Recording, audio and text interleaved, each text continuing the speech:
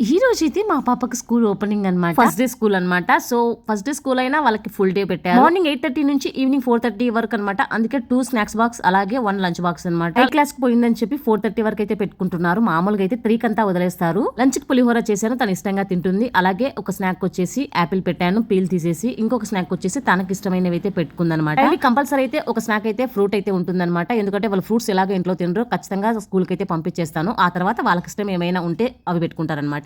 So ఇక స్కూల్కి అయితే బయలుదేరిపోతుంది. ఫస్ట్ డే ఫస్ట్ స్కూల్ అనమాట. తనకు చాలా టెన్షన్గా ఉంది, మాకు కూడా అలాగే చాలా టెన్షన్గా ఉంది. స్కూల్ అయితే ఓల్డ్ దే, కానీ 1 ఇయర్ బ్రేక్ ఇచ్చి మళ్ళీ న్యూగా జాయిన్ చేసాము. ఫస్ట్ అయితే లంచ్ బాక్స్ ఇచ్చేస్తానే ఇక తన బ్యాగ్ అంతా తీసుకుని వెళ్ళిపోయింది. ఫస్ట్ డే కాబట్టి వాళ్ళ నాన్న బ్లెస్సింగ్స్ నా బ్లెస్సింగ్స్ తీసుకోకుండా వెళ్ళిపోయింది అనమాట. సో ఇక మరి అక్కడ నుంచి రిటర్న్ వచ్చేసి వాళ్ళ నాన్న బ్లెస్సింగ్స్ నా బ్లెస్సింగ్స్ అన్ని తీసుకుని ఇక బయలుదేరింది అనమాట. స్కూల్కి అయితే వెళ్ళిపోతున్నారు. యూనిఫామ్ కూడా వేయలేదు. సో నెక్స్ట్ రేపటి నుంచి అట్లా వేద్దాంలే అన్నట్టు కలర్ డ్రెస్ వేయించి పంపించేస్తా ఉన్నాను.